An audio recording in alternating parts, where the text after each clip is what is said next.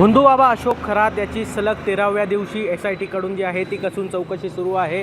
आज देखील भोंदूबाबा खरातची जी आहे ती नाशिकमध्ये कसून चौकशी SIT करत आहे। याच दरम्यान अनेक बडे खुलासे जे आहेत ते SITच्या हाती लागलेले आहेत। अनेक मोठ्या पुराव्यांसह SIT उद्या जे आहेत भोंदूबाबा अशोक खरातला न्यायालयात हजर करणार आहे।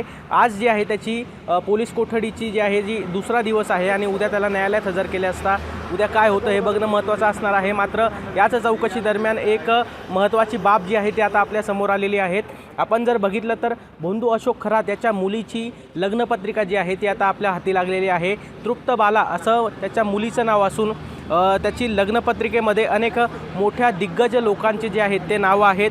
खरं तर अशोक खरात याचं 9 जानेवारी त्याच्या मुलीची जी आहे ती 9 जानेवारी 2026 रोजी जी आहे लग्नाचा कार्यक्रम होता आणि त्याच दरम्यानची पत्रिका ही आता आपल्या हाती लागलेली आहे। आपण जर बघितलं तर पत्रिकेमध्ये प्रमुख पाहुणे म्हणून महाराष्ट्र राज्याचे उपमुख्यमंत्री एकनाथ शिंदे, त्याचप्रमाणे चंद्रकांत दादा पाटील जे कॅबिनेट मंत्री महाराष्ट्र राज्य त्यावेळेस होते, आशिष शेलार कॅबिनेट मंत्री महाराष्ट्र राज्य, श्रीमती रुपालीताई चाकणकर ज्या आत्ता माजी महिला आयोगाच्या अध्यक्ष आहेत त्यावेळेस महिला आयोगाच्या अध्यक्ष होत्या, त्याचप्रमाणे मिलिंद नार्वेकर जे महाराष्ट्र विधानसभेचे कार्यकारिणी सदस्य आहेत व मुंबई क्रिकेट असोसिएशनचे देखील ते अध्यक्ष आहेत, त्याचप्रमाणे दीपक केसरकर जे आमदार आहेत, वारंवार जे दीपक केसरकर यांचं नाव या सर्व चर्चेदरम्यान समोर येत आहे। दीपक केसरकर आणि रुपाली चाकणकर यांचे फोटो जे आहेत भोंदूबाबा अशोक खरात याच्यासोबत वारंवार समाज माध्यमांमध्ये जे आहेत ते व्हायरल होत आहे आणि अनेक गोष्टींमध्ये दीपक केसरकर हे आता फसत चालले असल्याची खरं तर माहिती जी आहे ती आता खरं तर येत आहे।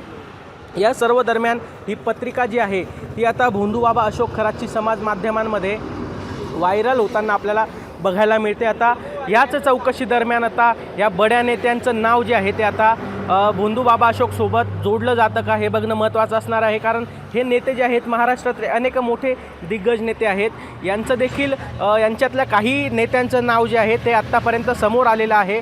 सुषमा अंधारेंनी देखील सर्व फोटो पत्रकार परिषद दरम्यान जे फोटो दाखवले होते त्यामध्ये देखील या सर्वांचा उल्लेख जो आहे तो केलेला होता। मात्र भोंदूबाबा अशोक खरात यांनी याची SIT चौकशी दरम्यान जे कॉन्टॅक्ट मोबाईल जे चेक केला होता त्यामध्ये जे आहेत 2500 कॉन्टॅक्टमध्ये अनेक राजकीय नेत्यांचे देखील नंबर होते। मात्र ते कोडवर्डमध्ये सेव्ह केल्याचा दावा जो आहे तो SIT कडून केला असल्याची प्राथमिक माहिती जी आहे ती आत्तापर्यंत आपल्याकडे सूत्रांद्वारे आलेली आहे। मात्र आता SIT चौकशी दरम्यान आणखी काय समोर येतं हे बघणं देखील महत्त्वाचं असणार आहे।